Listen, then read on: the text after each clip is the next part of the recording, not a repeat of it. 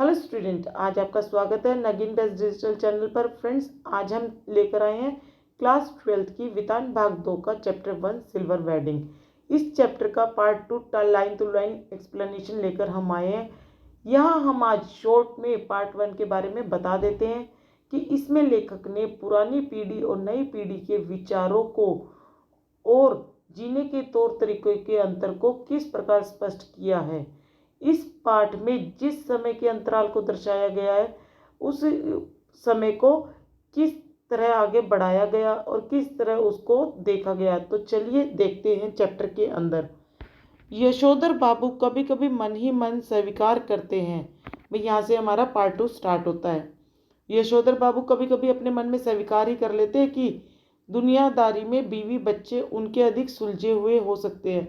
भाई जैसे दुनियादारी आजकल चल रही है ना, उस हिसाब से तो मेरे बीवी बच्चे बहुत ही सुलझे हुए हो सकते हैं, लेकिन 2 के 4 करने वाली दुनिया ही उन्हें कहाँ मंजूर है। भाई जो पंत जी है उनको तो 2 की 4 करने वाली दुनिया ही मंजूर नहीं थी, जो उसकी रीत मंजूर करे। भाई मुझे तो दुनिया ही पसंद नहीं थी, उसकी रीत तो कहाँ मंजूर होगी। दुनियादारी के हिसाब से बच्चों का यह कहना सही हो सकता है कि बप्पा ने डीडीए फ्लैट के लिए पैसा ना भर के भयंकर भूल की है। भाई आज की दुनियादारी को देखकर मेरे बच्चे सही कह रहे होंगे कि बप्पा ने डीडीए फ्लैट के लिए पैसा ना भरकर बहुत बड़ी भूल की है। जब रिटायर हो जाएंगे तो कहाँ जाएंगे। किंतु समहाउ यशोधर बाबू को किशनंदा की यह उक्ति अब भी जचती है। भाई हमेशा की तरह यशोधर बाबू को किशनंदा की उक्ति ही जचती है। मूर्ख लोग मकान बनाते हैं, सियाने उनमें रहते हैं। भाई जो लोग मूर्ख होते हैं ना वो मकान बनाते हैं, सियाने लोग तो घरों में रहते हैं। जब तक सरकारी नौकरी तब तक सरकारी क्वार्टर, रिटायर होने पर गांव का पुश्तैनी घर। बस किशनंदा की उक्ति क्या थी कि मूर्ख लोग मकान बनाते हैं और सियाने लोग उनमें रहते हैं। भाई मूर्ख लोग जो है वो तो मकान को खरीदते हैं और बनाते हैं और समझदार लोग उनमें जाकर रहते हैं। जबकि सरकारी नौकरी तब तक सरकारी क्वार्टर में रहो और रिटायर होने के बाद अपने गांव के पुश्तैनी घर में चले जाओ और वहां पर बसो। ये उनकी किशनंदा की सोच थी। गांव का पुश्तैनी घर टूट फूट चुका है और उस पर इतने लोगों का हक है कि वहां जाकर बसना, मरम्मत की जिम्मेदारी ओढ़ना और बेकार के झगड़े मोल लेना होगा। भाई अब यशोधर पंत जी कहते हैं कि हमारे गांव का पुश्तैनी घर तो टूटा फूटा सा है और उस पर इतने लोगों का हक है कि वहां जाकर बसना, उसकी मरम्मत कराना, ठीक कराना सब बेकार है, झगड़े को मोल लेना है।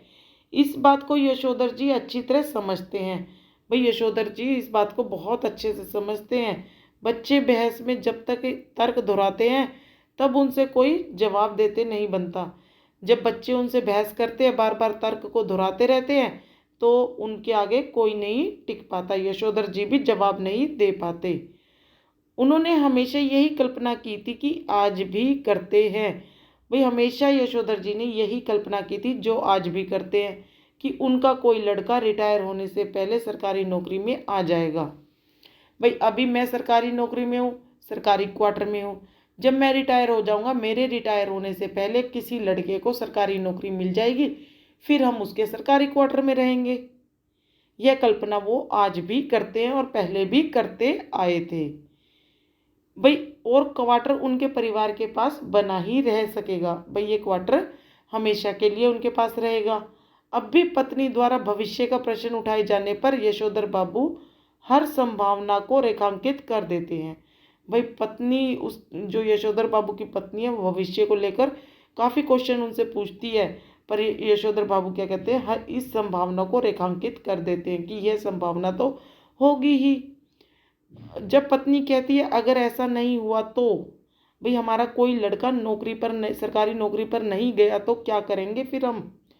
आदमी को तो हर तरह से सोचना चाहिए। उनकी बीवी कहती है कि आदमी को तो हर तरह से सोचना चाहिए, हमारा कोई बेटा सरकारी नौकरी में नहीं गया तो हम कहाँ रहेंगे। तब यशोधर बाबू टिप्पणी करते हैं। टिप्पणी करते हुए अपनी बीवी को कहते हैं कि सब तरह से सोचने वाले हमारी बिरादरी में नहीं होते। भाई हर तरह से सोचने वाले हमारी बिरादरी में, हमारी जात में नहीं होते। उसमें तो एक ही की तरह सोचने वाले होते हैं, कहते हैं और कहकर लगभग नकली सी हंसी हंसते हैं। भाई यह ऐसी बात अपनी बीवी को कह देते और कहकर झूठ मूठ की हंसी हंसते हुए चले जाते हैं। जितना ही इस लीक की जिंदगी यशोधर बाबू को यह नकली हंसी हंसने के लिए बाध्य कर रही है, जितनी यह झूठी हंसी यशोधर बाबू को जिंदगी जीने के लिए बाध्य करती है ना, उतना ही वह परलोक के बारे में उत्साही होने का यत्न कर रहे हैं। भाई परलोक में जाने का, उत्साही होने का, भाई उनका भी टाइम आने वाला है तो उसका यत्न कर रहे हैं। तो उन्होंने बिरला मंदिर की ओर तेज कदम बढ़ाए। यह सब होने के बाद वो बिरला मंदिर की ओर तेज कदमों से चलने लगे। लक्ष्मी नारायण के आगे हाथ जोड़े, असी का फूल चुटिया में खोसा और पीछे से उस प्रांगण में जा पहुंचे जहां एक महात्मा जी गीता का प्रवचन कर रहे थे। भाई अब यशोधर बाबू ने क्या किया उन्होंने कहा, वो बिरला मंदिर तेज कदम बढ़ाए घर से निकल दिए और बिरला मंदिर चले गए। लक्ष्मी नारायण जी को उन्होंने हाथ जोड़कर नतमस्तक किया और उन असी का फूल लिया और चुटिया में सोखा। भाई अपनी चुटिया में लगा लिया और पीछे से प्रांगण में यानी उसके मंदिर के बरामदे में चले गए जहां पर एक महात्मा जी गीता के प्रवचन कर रहे थे। अफसोस उस प्रवचन सुनने में यशोधर जी का मन खास लगा नहीं। भाई वो जो प्रवचन कर रहे थे ना, उसमें यशोधर जी का मन लग नहीं रहा था। वो इधर उधर की फिर सोचने लगे। सच तो यह है कि वे भीतर से बहुत ज़्यादा धार्मिक और कर्मकांडों में नहीं थे। वो धर्म कांडों और धार्मिक कर्मकांडों में विश्वास नहीं करते थे ज़्यादा। इस संबंध में अपने मर्यादा पुरुष कृष्णदा द्वारा स्थापित मानक हमेशा उनके सामने रहे हैं। भाई किसी भी कोई भी बात होती, कोई भी संबंध होता तो उनके मर्यादा पुरुष कृष्णनंदा की बातें मानक हमेशा उनके सामने आ जाते हैं। जैसे जैसे उम्र ढल रही है वैसे वैसे वह भी कृष्णनंदा की तरह रोज मंदिर जाने, संध्या पूजा करने और गीता प्रेस गोरखपुर की किताबें पढ़ने का यत्न करने लगे। भाई कृष्णनंदा हमेशा उम्र बढ़ने के बाद रोज मंदिर जाते थे, संध्या पूजा करते थे और गीता प्रेस गोरखपुर की किताबें पढ़ते थे। तो यशोधर पंत जी भी वैसा ही करने लगे।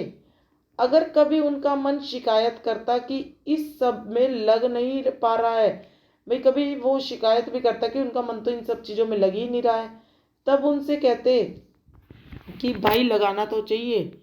तब वो अपने आप से कहते कि भाई मन लगाना तो चाहिए। अब तो माया मोह के साथ साथ भगवत पूजन को भी कुछ स्थान देना होगा कि नहीं। वो अपने आप से कहते हैं कि माया मोह को छोड़कर भगवान की पूजा में भी कुछ स्थान देना होगा हमें। नई पीढ़ी को देखकर राजपाट तुम लोग जाओ, बाट वन प्रदेश की, जो करते हैं जैसा करते हैं करें। भाई वो कहते हैं कि नई पीढ़ी के राजपाट को देखकर तुम तो बन के प्रदेश में चले जाओ, जो जैसा करता है करने दो, वैसा ही कर रहे।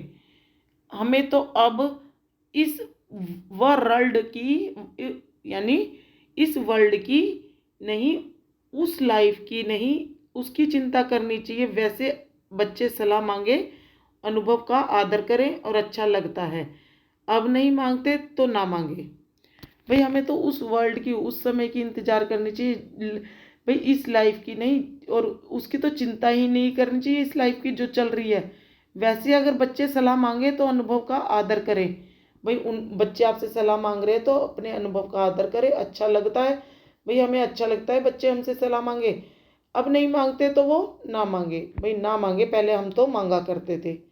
यशोधर बाबू ने फिर अपने को झिड़का। यशोधर बाबू ने फिर आपस में अपने आप से ही बातें कर रहे थे ये सब कुछ, तो फिर अपने आप को झिड़का कि यह भी क्या हुआ कि मन को समझाने में फिर भटक गए। कि अपने मन को समझाने में वो इस तरह भटक गए कि वो अपने आप से ही बात कर रहे थे कि मोह माया के साथ साथ भगवत पूजन को भी कुछ स्थान देना होगा कि नहीं।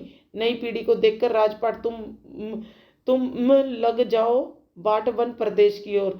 ये सब बातें वो अपने आप से कर रहे थे। ये करते करते उन्होंने अपने आप को झिड़का कि अब तो अपने मन को समझाओ, भटकाओ मत, गीता महिमा सुनो। सुनने लगे मगर व्याख्या में जनार्दन शब्द को जो सुनाई पड़ा तो उन्हें अपने जीजा जनार्दन जोशी की याद हो गई। भाई जब वो गीता को सुन रहे थे तो उसमें जनार्दन शब्द की सुनाई उनके कानों में पड़ गई, तो उससे उन्हें अपने जीजा जनार्दन जोशी की याद आ गई। परसों ही कार्ड आया था जनार्दन जोशी जो उनके जीजा जी थे, उनका परसों ही कार्ड आया था कि उनकी तबीयत खराब है। यशोधर बाबू सोचने लगे, भाई अब वो गीता सुनने के लिए, प्रवचन सुनने के लिए वहां बैठे थे, उसमें एक वर्ड आ गया, अब वो उसमें खो गए कि जनार्दन जोशी उनके जीजा हैं। उनकी याद आ गई, परसों उनका कार्ड आया था कि उनकी तबीयत खराब है। यशोधर बाबू सोचने लगे कि जीजा जी क्या हाल पूछने अहमदाबाद जाना ही होगा। ऐसा सोचते ही उन्हें यह भी ख्याल आया कि यह प्रस्ताव उनकी पत्नी और बच्चों को पसंद नहीं आएगा। भाई वो सोच रहे थे कि जीजा जी का हालचाल पूछने के लिए हमें अहमदाबाद जाना पड़ेगा, पर यह ख्याल तो उनके बीवी और बच्चों को अच्छा लगेगा ही नहीं। यह प्रस्ताव सारा संयुक्त परिवार बिखर गया है। भाई उनका संयुक्त परिवार तो बिखर गया है। पत्नी और बच्चों की धारणा है कि इस बिखरे परिवार के प्रति यशोधर जी का एक तरफा लगाव आर्थिक दृष्टि से सर्वथा मूर्खतापूर्ण है। भाई उनकी पत्नी का, उनके बच्चों की यह धारणा है कि ये जो परिवार बिखरा है ना, हमारा परिवार बिखर गया है, इसके प्रति यशोधर जी का, भाई जो पंत जी है, उनके पिता हैं, उनके पति हैं, उनका एक तरफा लगाव था। आर्थिक दृष्टि से वो सर्वथा मूर्खतापूर्ण था। जो उनका लगाव घर के प्रति था, एक तरफा वो फैसला लेते थे, वो आर्थिक दृष्टि से मूर्खतापूर्ण था। यशोधर जी खुशी गम में के हर मौके पर रिश्तेदारों के यहाँ जाना जरूरी समझते हैं। भाई यशोधर जी ये मानते, पहले के लोग ये मानते थे कि भी खुशी हो या गम हो, हमें हर मौके पर रिश्तेदारों के यहाँ जाना चाहिए। वे चाहते हैं कि बच्चे भी पारिवारिकता के प्रति उत्साही हो। भाई बच्चे भी इसी परंपरा को निभाएं, अपने परिवार के बारे में जानें। बच्चे कुद्र ही होते हैं, भाई बच्चे इन चीज़ों से अलग ही होते हैं। अभी उस दिन हद हो गई। कमाऊ बेटे ने यह कह दिया कि आपको बुआ को भेजने के लिए पैसे मैं तो नहीं दूंगा। भाई उस दिन तो हद ही हो गई जब उनके बड़े बेटे जो नौकरी करते थे, उसने तो ये कह दिया कि बुआ के पास भेजने के लिए मैं तो पैसे दूंगा नहीं, आपके पास तो आप भेज दो। यशोधर बाबू को कहना पड़ा कि अभी तुम्हारे पप्पा भी इतने साख हैं कि 100 रुपये उधार ले सके। भाई तुम्हारे पप्पा की इतनी साख है भाई, अभी इतनी बाजार में इतनी वो है कि 100 रुपये उधार ले सके कहीं से। यशोधर जी का नारा, हमारा तो सैप ही ऐसा देखा ठहरा।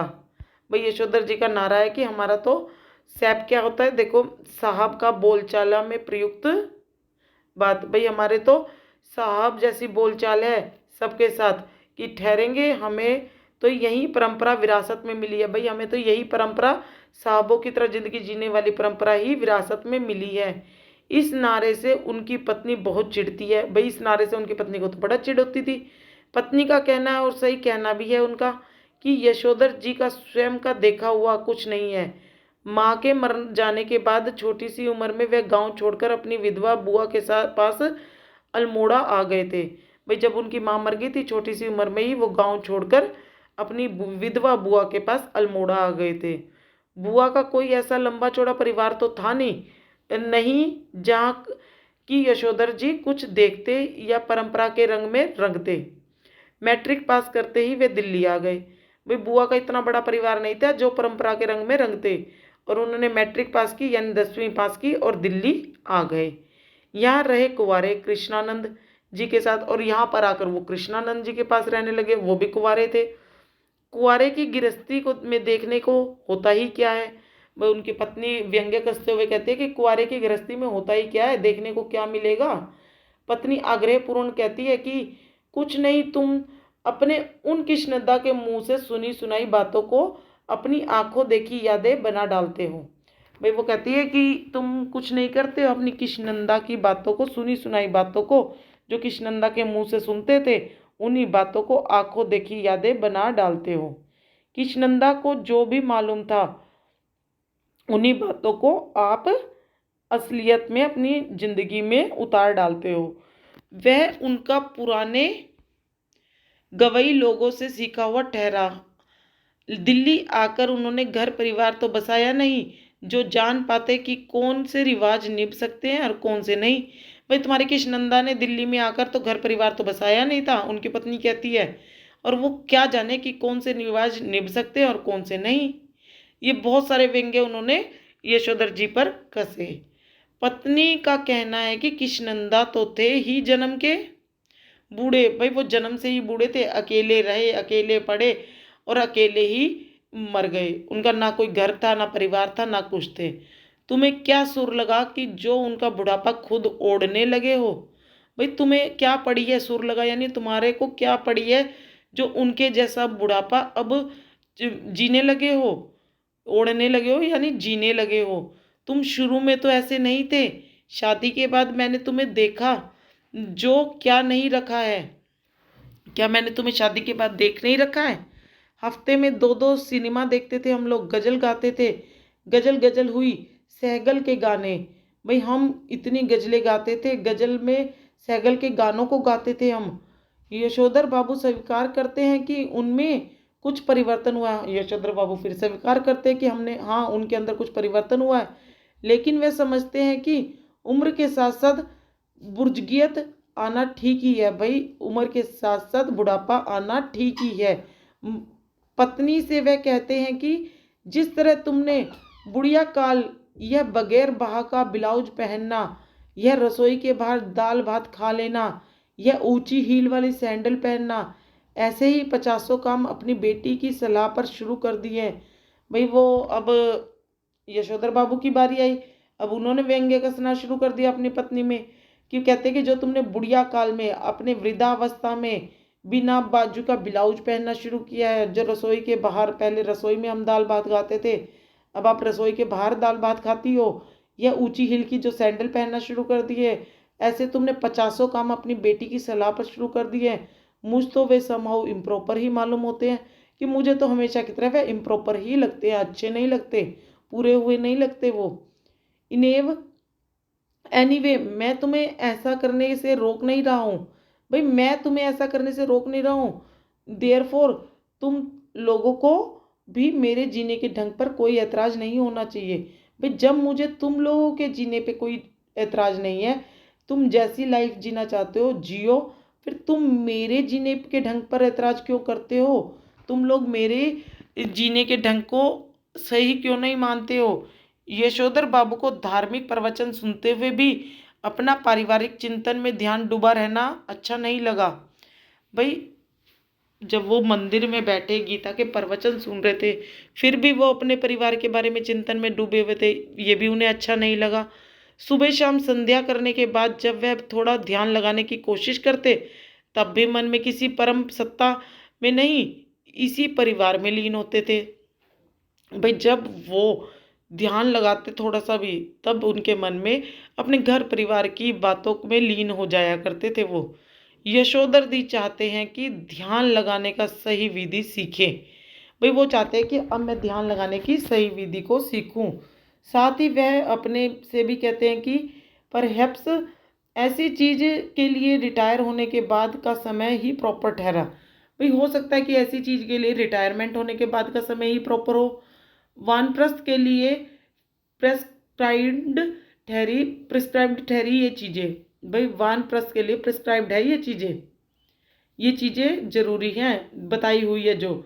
वानप्रस्थ के लिए यशोधर बाबू का अपने पुश्तैनी गांव जाने का इरादा है। भाई वानप्रस्थ यानी अपने रिटायरमेंट के बाद वो अपनी पूजा पाठ ध्यान मग्न मन के लिए वो अपने पुश्तैनी गांव जाने के इरादा रखते हैं।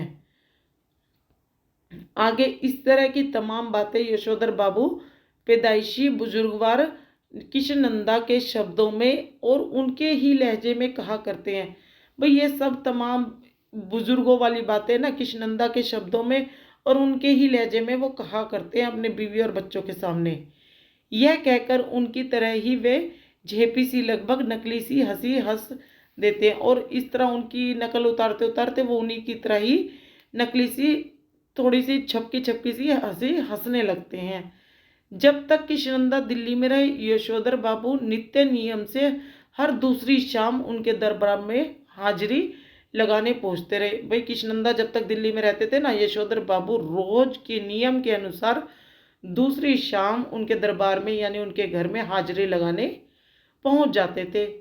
स्वयं किशनंदा हर सुबह सैर से लौटते हुए अपने इस मानस पुत्र के क्वार्टर में झांकना और हेल्दी वेल्दी एडवाइस बन रहा है ना भाऊ, ऐसा कहना कभी नहीं भूलते।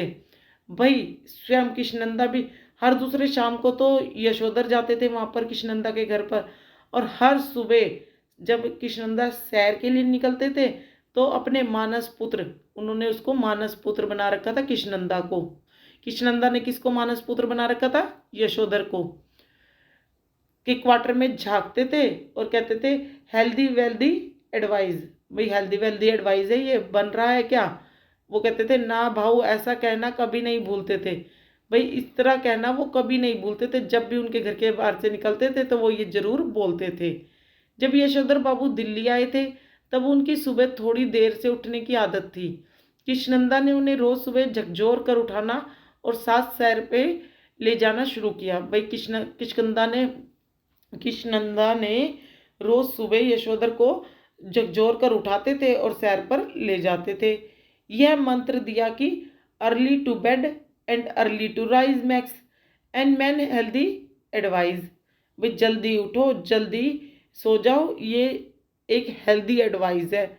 जब यशोधर बाबू अलग क्वार्टर में रहने लगे, यशोधर बाबू पहले तो कृष्णनंदा के साथ रहते थे, जब वो अलग क्वार्टर में रहने लगे, अपनी गृहस्थी में डूब गए, तब भी कृष्णनंदा ने यह देखते रहना जरूरी समझा कि भाऊ यानी बच्चा सवेरे जल्दी उठता है या नहीं।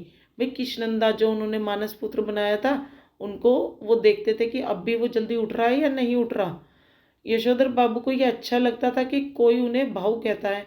यशोधर बाबू को यह अच्छा लगता था कि भाऊ मतलब भाई, कि कृष्णनंदा उन्हें भाऊ कहता है।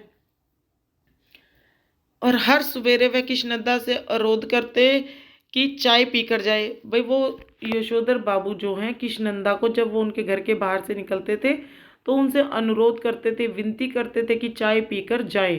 कृष्णनंदा कभी कभी इस अनुरोध की रक्षा कर लेते थे, कभी कभी तो उनकी विनती को मान लेते थे। यशोधर बाबू ने कृष्णनंदा को घर और दफ्तर में विभिन्न रूपों में देखा है। भाई यशोधर बाबू ने घर में उनका रूप कुछ और देखा है कृष्णनंदा का, और कृष्णनंदा का दफ्तर में रूप कुछ और देखा है। लेकिन कृष्णनंदा की जो छवि उनके मन में बसी हुई है वह सुबह की सैर को निकले कृष्णनंदा की ही है। भाई उनके मन में कृष्णनंदा की जो छवि, यशोधर बाबू ने कृष्णनंदा को घर और दफ्तर में विभिन्न रूपों में देखा है। भाई उन्होंने कृष्णनंदा बाबू को घर में कुछ और दफ्तर में कुछ और अलग अलग रूपों में देखा है। लेकिन कृष्णनंदा की जो छवि उनके मन में बसी हुई है वह सुबह की सैर को निकले कृष्णनंदा की ही है। भाई उनके मन में, उनके दिमाग में जो छवि कृष्णनंदा की बसी हुई है वह सुबह सैर पर निकले हुए कृष्णनंदा की ही है। कुर्ते पजामे के ऊपर ऊनी गाउन पहने, भाई कुर्ते पजामे के ऊपर ऊनी गाउन पहन लेते थे वो। सिर पर गोल विलायती टोपी और पावों में देसी खड़ाऊ। भाई उनके पहनने का तरीका क्या था? वो तो कुर्ते पजामे पर ऊनी गाउन पहन लेते, विलायती टोपी पहनते थे और देसी खड़ाऊ पहनते थे किए हुए, और हाथ में कुत्तों को भगाने के लिए एक छड़ी लेकर सैर पर निकल पड़ते थे। जब तक कृष्णनंदा दिल्ली में रहे तब तक यशोधर बाबू ने उनके पट शिष्य और उत्साही कार्यकर्ता की भूमिका पूरी निष्ठा से निभाई। मैं जब तक कृष्णनंदा दिल्ली में रहते थे ना, यशोधर बाबू ने उनके एक अच्छे शिष्य और उत्साही कार्यकर्ता, भाई उनके कार्यों को उत्साही और उनको बढ़ावा देने की भूमिका में पूरी निष्ठा से निभाई है। कृष्णनंदा के चले जाने के बाद उन्होंने ही उनकी कई परंपराओं को जीवित रखने की कोशिश की। भाई कृष्णनंदा तो चले गए कि उनकी मृत्यु हो गई, पर यशोधर पंत जी ने उनकी परंपराओं को, उनकी कही हुई बातों को अपने जीवन में उतार लिया और हर तरह से कोशिश की कि उन्हीं बातों पर, परंपराओं पर चले। पर इस कोशिश में पत्नी और बच्चों को नाराज किया। भाई वो उनकी परंपराओं पर चलता था, उनके सिद्धांतों पर चलता था, पर उससे उन्होंने अपनी पत्नी और बच्चों को तो नाराज कर दिया। घर में होली गंवाना, जनेऊ पुनेऊ के दिन सब कुमारियों ने जनेऊ बदलने के लिए अपने घर को आमंत्रित करना, रामलीला की तालीम के लिए क्वार्टर का एक कमरा दे देना, ये और ऐसे कई काम यशोधर बाबू ने कृष्णनंदा से विरासत में लिए थे। भाई क्या काम उन्होंने कृष्णनंदा से विरासत में लिए थे? जैसे जनेऊ पुनेऊ यानी जनेऊ को बदलने वाली प्रथा, घर में होली गंवाना, और जनेऊ पुनेऊ के दिन सब कुमायूनियों को जनेऊ बदलने के लिए अपने घर आमंत्रित करना। भाई जो लोग जनेऊ बदले कुंवारे वो है जनेऊ बदलते हैं, उनको अपने घर पर आमंत्रित करना। रामलीला की तालीम के लिए क्वार्टर, एक कमरा दे देना। ये सब उन्होंने किष्किंधा से ही सीखा है। उनकी पत्नी और बच्चों को इन योजनाओं पर होने वाला खर्चा और इन योजनाओं में होने वाला शोर दोनों ही सख्त नापसंद था। भाई एक तो वो अपनी जेब से खर्चा भी करते थे, अपने घर की जगह भी देते थे और शोर भी सहन करना पड़ता था। तो ये चीज़ें उन्हें पसंद नहीं थी। किष्किंधा तो कुंवारे थे, अकेले रहते थे घर में, तो दे देते थे, कर लेते थे सब कुछ, पर उन्हें ये पसंद नहीं था। बदतर यही कि इन योजनाओं के लिए समाज में भी कोई खास उत्साह रह नहीं गया। भाई आजकल तो उस चीज़ के लिए समाज में भी कोई उत्साह नहीं रहा, कोई नहीं बनाता इन चीज़ों को। यशोधर जी चाहते हैं कि उन्हें समाज का सम्मानित बुजुर्ग माना जाए। नहीं, यशोधर जी चाहते हैं अब कि उन्हें समाज का सम्मानित बुजुर्ग माना जाए, लेकिन जब समाज ही ना हो तो यह पद उन्हें क्यों कर मिले। भाई अब तो वो वाला समाज ही नहीं रहा जो पहले रीति रिवाजों को मानता था, तो उन्हें पद क्यों मिले। यशोधर जी कहते हैं कि बच्चे मेरा आदर करे और उसी तरह हर बात में मुझे से सलाह ले। भाई जैसे मैं किष्किंधा से सलाह लेता था वैसे ही मेरा बच्चे मेरा आदर करे और मुझसे सलाह ले, जिस तरह मैं किष्किंधा से लिया करता था। यशोधर बाबू डेमोक्रेट बाबू हैं और हरगिज यह दुराग्रह नहीं करना चाहते कि बच्चे उनके कहे तो को पत्थर की लकीर समझे। भाई वो हरगिज इस चीज़ को नहीं मानेंगे कि बच्चों ने जो कह दिया वो उसे पत्थर की लकीर माने। वो इस चीज़ में नहीं रह सकते, डेमोक्रेटिक चीज है वो। लेकिन यह भी क्या हुआ कि पूछा ना ताछा, जिनके मन में जैसा आया करता रहा। भाई वो उनको यह बात भी अच्छी नहीं लगती थी यशोधर पंत जी को कि जिसके मन में जो आया ना पूछता ना ताछता, भाई किसी से कोई सलाह भी नहीं करते और वो कर डालते थे। ग्रांटेड तुम्हारी नॉलेज ज़्यादा होगी, लेकिन एक्सपीरियंस का कोई सब्स्टिट्यूट ठहरा ही नहीं बेटा। भाई अब यशोधर जी अपने बेटे को कहते हैं कि तुम्हारी नॉलेज ज़्यादा होगी मेरी से, पर एक्सपीरियंस नहीं है मुझसे ज़्यादा, तुम्हारा एक्सपीरियंस मुझसे कम है। मानो ना मानो झूठे मुंह से सही, एक बार तो पूछ लिया करो। भाई तुम मेरी कोई बात मानो ना मानो, झूठे ही मुंह एक बार पूछ ही लिया करो या सलाह ले ही लिया करो, ऐसा कहते हैं यशोधर बाबू। भाई यशोधर बाबू अपने बच्चों को ऐसा कहते हैं और बच्चे यही उत्तर देते हैं। फिर बच्चे क्या बोलते हैं सुनो उनकी बात सुन के, बप्पा आप तो हद करते हैं, तो जो बात आप जानते ही नहीं आपसे क्या पूछे। भाई बच्चे फिर उस बात पे यशोधर बाबू को करारा जवाब देते हुए कहते हैं कि बप्पा आप तो हद ही कर दिया अब, कि जब आप बात को जानते ही नहीं तो हम आपसे सलाह किस चीज की लें। प्रवचन सुनने के बाद यशोधर बाबू सब्जी मंडी गए। भाई प्रवचन सुन लिया, मंदिर में बैठे बैठे जब वो गीता का पाठ सुन रहे थे तो उनके मन में ये सारी उधेड़ बुन चल रही थी, ये सारी बातें उनके दिमाग में चल रही थी। तो प्रवचन सुन लिया अब उन्होंने, अब वो सब्जी मंडी चले गए। यशोधर बाबू को अच्छा लगता अगर उनके बेटे बड़े होने पर अपनी तरफ से यह प्रस्ताव करते कि दूध लाना, राशन लाना, CGS HS डिस्पेंसरी से दवा लाना, सदर बाजार जाकर दालें लाना, पहाड़गंज से सब्जी लाना, डिपो से कोयला लाना, ये सब काम आप छोड़ दें, अब हम कर दिया करेंगे। भाई वो कहते हैं यशोधर बाबू जी कहते हैं कि अब मुझे तो जब अच्छा लगता जब बेटे बड़े होने पर अपनी तरफ से मुझे ये कहते कि बाबूजी अब आप ये सारे काम छोड़ दो, इन्हें हम कर दिया करेंगे। एक आध बार बेटों से खुद उन्होंने ही कहा, तब वे एक दूसरे से कहने लगे कि तू किया कर, तू क्यों नहीं करता। भाई एक आध बार यशोधर बाबू ने स्वयं ही अपने पुत्रों से कहा कि तुम ये काम और ये सामान ला दिया करो घर के लिए, तब एक दूसरे से वो कहने लगे कि तू किया कर, तू क्यों नहीं करता, मैं क्यों करूँ, तुम करा करो। इतना कुराम मचा कि लड़कों ने एक दूसरे को इतना ज़्यादा बुरा भला कहा कि यशोधर बाबू ने इस विषय को उठाना भी बंद कर दिया।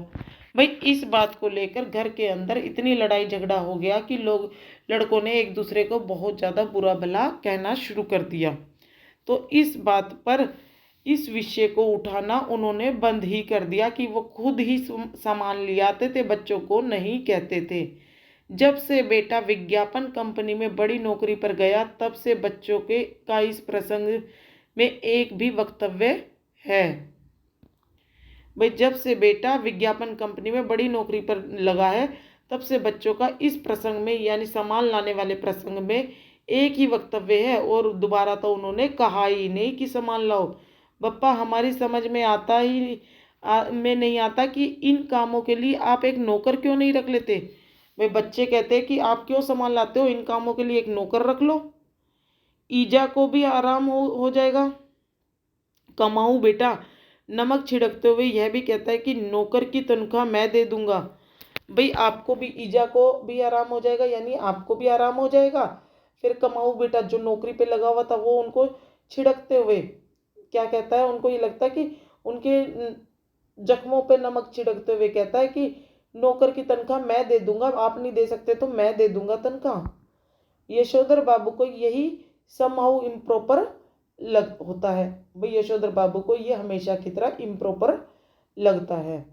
उनका बेटा अपना वेतन उनके हाथ में नहीं रखे। यह सही है कि वेतन स्वयं बेटे के अपने हाथ में नहीं आता। भाई यह बात सही था कि यशोधर बाबू का बेटा अपना वेतन अपने पिताजी के हाथ में नहीं रखता था, अकाउंट ट्रांसफर द्वारा बैंक में जाता था। भाई उसका जितनी भी वेतन था, सैलरी थी, वो अकाउंट में ट्रांसफर हुई जाती थी, बैंक में चली जाती थी। लेकिन क्या बेटा बाप के साथ ज्वाइंट अकाउंट नहीं खोल सकता था। भाई बेटे ने अपना अकाउंट अलग से खोला, पिताजी के साथ ज्वाइंट नहीं खोला। झूठे मुंह से ही सही एक बार ऐसा कहता तो भाई यशोधर बाबू को बड़ा दुख हो रहा था कि उसके बेटे ने एक बार झूठे मुंह भी नहीं कहा, पिताजी मैं ज्वाइंट अकाउंट खोल लेता हूँ, सैलरी उसमें आएगी, आपको जरूरत हो तो पैसे ले लेना उसमें से। एक बार भी उसने ऐसा नहीं कहा। इस पर बेटे का अपने वेतन को अपना समझते हुए बार बार कहना कि यह काम मैं अपने पैसे से करने को कह रहा हूँ। भाई बार बार बेटे का अपने वेतन पर अपना समझते हुए, बार बार बेटा अपने वेतन को अपना ही समझता है और बार बार कहता है कि यह काम मैं अपने पैसों से कर रहा हूँ और किसी के पैसों से नहीं कर रहा हूँ, आपके से नहीं जो आप नुक्ताचीनी करते हैं। भाई जो आप बीच में रोका टोकी करते रहते हैं। इस क्रम में बेटे ने पिता का यह क्वार्टर तक अपना बना लिया है। भाई इस क्रम में बोलते बोलते बेटे ने पिता का यह क्वार्टर भी अपना ही बना लिया है। अपना वेतन अपने ढंग से वह इस घर पर खर्च कर रहा है। भाई अपने जो उसकी सैलरी मिल रही है वो अपने ढंग से खर्च करता है इस घर पर, बाकी नहीं करता। कभी कारपेट बिछवा रहा है, कभी पर्दे लगवा रहा है, कभी सोफा आ रहा है, कभी डल्लपन वाला डल्लप बेड आ रहा है और श्रृंगार मेज आ रही है। भाई कुछ कुछ नया नया सामान आजकल घर में आ रहा है, टीवी आ रहा है, फ्रिज आ रहा है। क्या हुआ ये? और ऐसा भी नहीं कहता कि लीजिए पिताजी मैं आपके लिए यह टीवी ले आया हूँ। भाई ये सामान लेके आता है, ये भी नहीं कहता कि पिताजी मैं आपके आराम के लिए ये सामान लाया हूँ, आपके लिए टीवी लेके आया हूँ। वो कुछ नहीं कहता। ये अच्छी रही। अब इनका एक नौकर भी रखो घर में। भाई वो कहते कि अब तो बहुत अच्छी बात हो गई है, अब इन सब के लिए एक नौकर भी घर में रख लो। इनका नौकर होगा तो इनके लिए ही होगा, मेरे लिए नहीं होगा, वो हमारे लिए तो क्या होगा, ऐसा समझाते हैं यशोधर बाबू घरवाली को। भाई यशोधर बाबू अपनी पत्नी को ये समझाते हैं कि बेटा इस तरह है, तुम ये समझ लो, काम सब अपने हाथ से ठीक ही होते हैं, नौकरों को सौंपा कारोबार चौपट हुआ। भाई अपने काम से ही काम, हाथ से ही काम सही होते हैं, नौकरों के सौंपा हुआ काम तो चौपट हो जाता है। कहते हैं यशोधर बाबू पत्नी सुनती है मगर नहीं सुनती।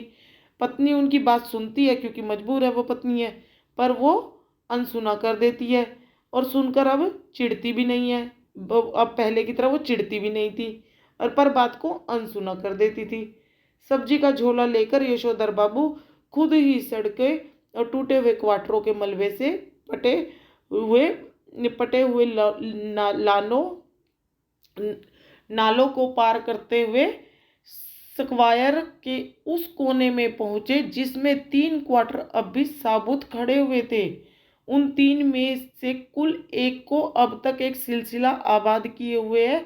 बाहर बदरंग तख्ती में लिखा हुआ था नाम वाईडी पंत। भाई सब्जी का झोला लेकर यशोधर बाबू तो सब्जी लेने चले गए।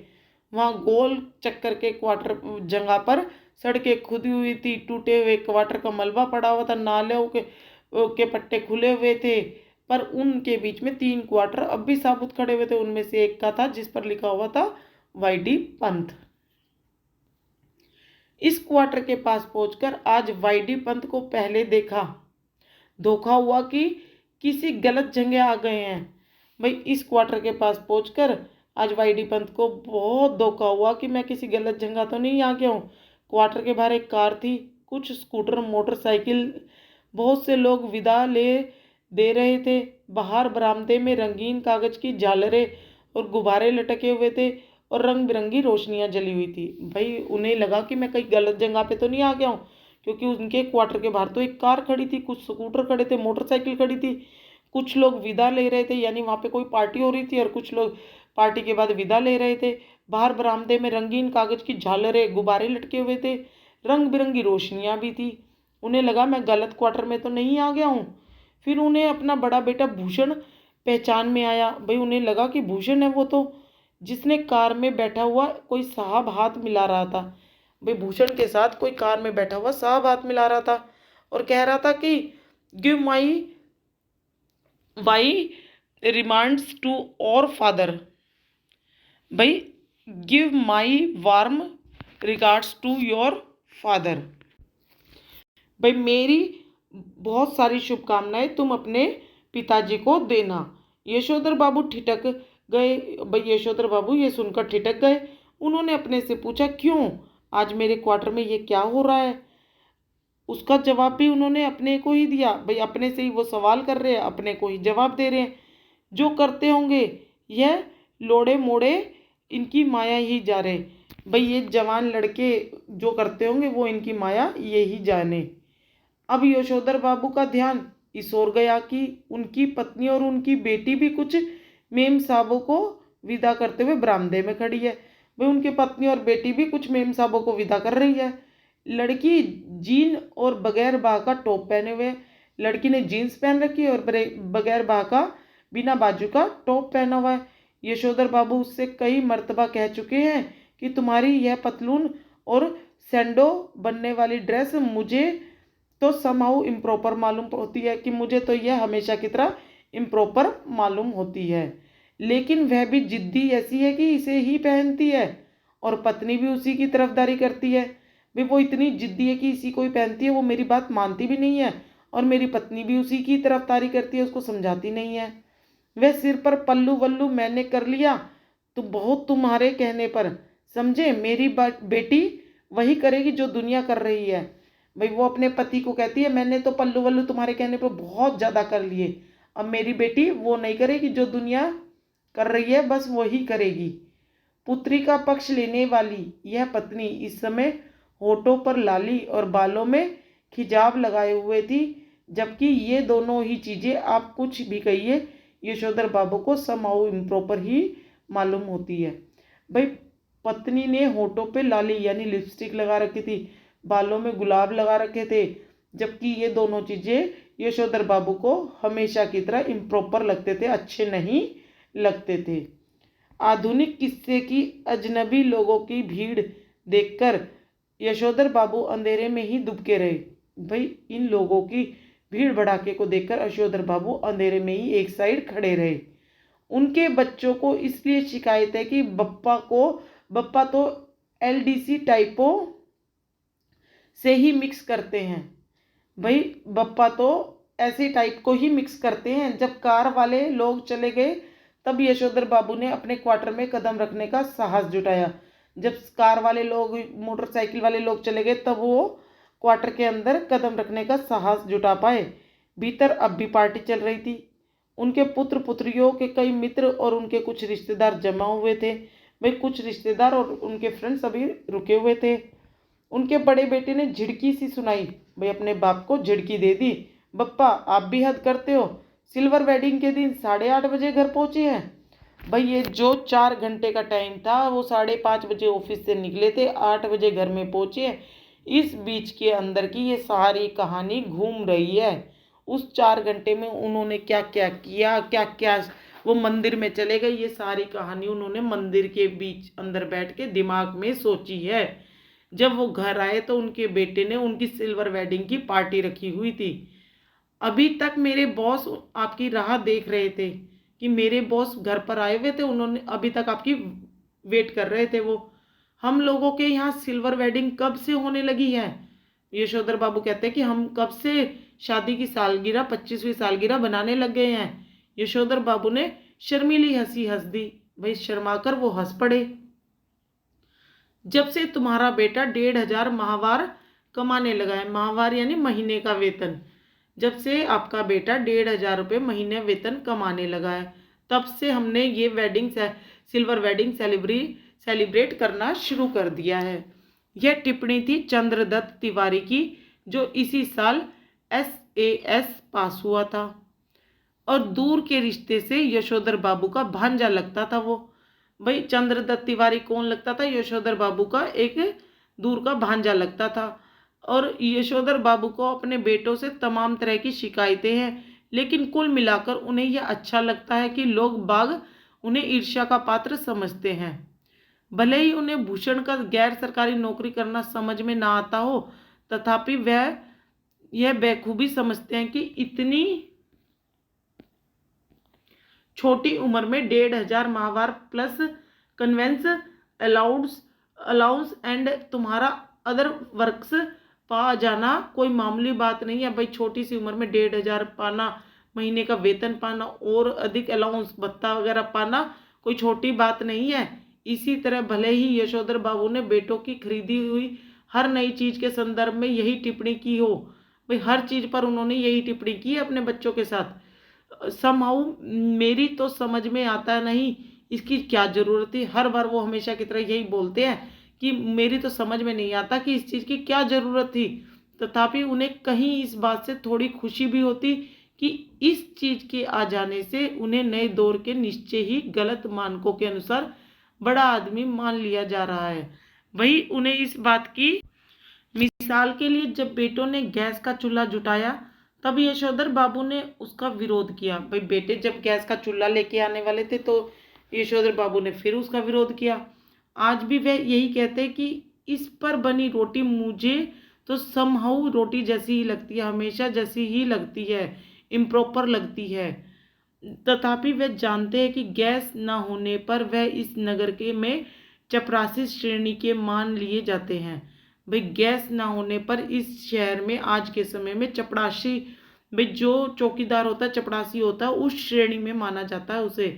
इसी तरह फ्रिज के संदर्भ में आज भी यशोधर बाबू यही कहते हैं कि मेरी समझ में आज तक यह नहीं आया कि इसका फायदा क्या है, कि बासी खाना खाना अच्छी आदत नहीं ठहरी और यह ठहरा इसी काम का कि सुबह बना के रख दिया और शाम को खाया।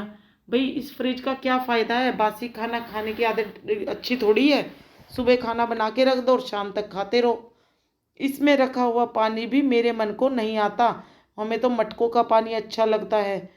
गला पकड़ जाता है इस ठंडे पानी से, कहते हैं मगर इस बात से संतुष्ट होते हैं कि घर आए साधारण हैसियत वाले मेहमान इस फ्रिज का पानी पीकर अपने को धन्य अनुभव करते हैं। भाई हमारे घर में साधारण हैसियत है, उनकी बड़ी हैसियत नहीं है जो ये लोग अपने नए रीति रिवाजों को अपनाते हैं। वो हमारे घर आते हैं मेहमान और इस फ्रिज का पानी पीकर अपने को धन्य अनुभव करते हैं। तो इस तरह हम आज इस पार्ट को यहीं पर समाप्त करते हैं।